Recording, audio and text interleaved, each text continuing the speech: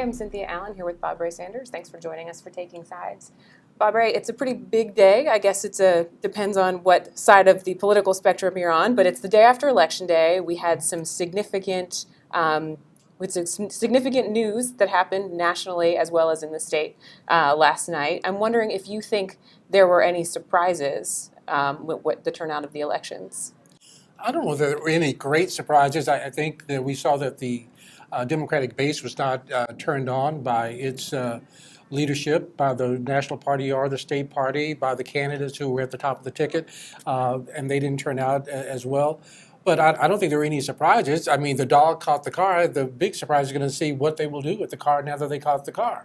Will they bury it in the backyard like a bone or play with it like a rubber ball? I don't know. I don't think the Republicans can lead, so we'll have to see what's going to happen over the next 2 years. Well, that's very cynical, and we'll certainly see. Republicans have led in the past, and we'll see what they'll do this time. When was the last time they led? I mean, these things turn and change, and parties are going to fluctuate, and we're going to see the pendulum swing. And but what's really interesting, and I think is a little surprising to me, it certainly isn't surprising in Texas that the statewide races largely went to Republicans. That was expected. What is surprising is Wendy Davis didn't do as well as so many people expected her to do. I think she had less than 40% of the vote total, and that's pretty significant because a lot of money, particularly a lot of out-of-state money, was kind of pumped into Texas. She was really hyped as this candidate, getting national press, and she was totally outperformed. And she was at the top of the ticket, and she carried, I think, the rest of the state, the rest of the state party. Well, I mean, I would agree with you that Wendy Davis ran a very poor campaign. I think, as I said, the whole Democratic Party ran a poor campaign. They did not reach out to their base and get them energized the way I think they could have and should have. Well, that's what they were claiming they did. Battleground Texas was saying that's what they were doing. They claimed they were registering a lot of people to vote, and maybe they did that. But as I said before, if you register people to vote and they don't get them to the polls, you haven't done anything. Well, and that did not happen. People did not go to the polls, and people were not energized. And the people who are running away from the president didn't help themselves by running away from the president. I completely disagree with that. I think people ran away from the president. People ran away from the president because people are unhappy with the president. His numbers are upside down. More people are disappointed with his policies and are disappointed with the state of the country than are approving of him. And so I think they were right. And I think it was gracious of him to stand back. To sell the president's policies. It's the Democrats' job to explain to the people, the people who are ignorant, by the way, on the policies because they don't want to know the truth.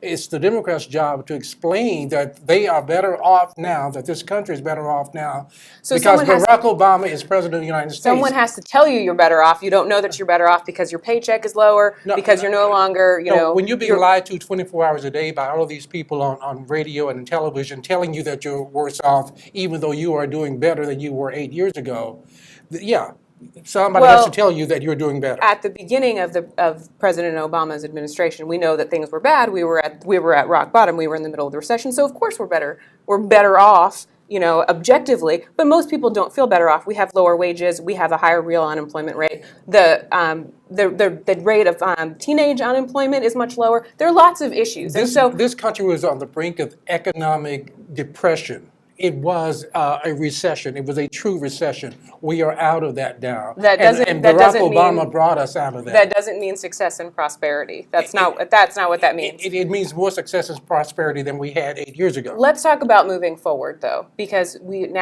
have a Republican Senate. We have a solidly Republican state of Texas. We're going to have a Republican governor, a Republican lieutenant governor. We now have a Republican state representative who's going to represent Tarrant County, or state senator who's going to represent Tarrant County.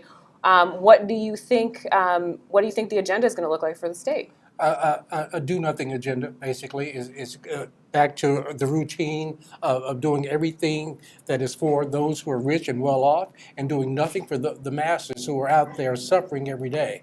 That's what I see. I don't see this, as I said, I don't think the Republicans can lead. If that's what Republicans were doing, though, why didn't they get voted out? Well, hey, because they did a better job of selling whatever it was they were selling. I mean, there are people who sell things every day out on the streets. Well, I think that it doesn't mean it's good for you. I think that people in Texas and people all over the state went to the polls because they're upset with what is going on in the country, and they want to see some change. And even the president's remarks this afternoon, he said that people are unhappy with their leaders. People are unhappy. This wasn't an anti-incumbency election. This was an anti-Democrat election.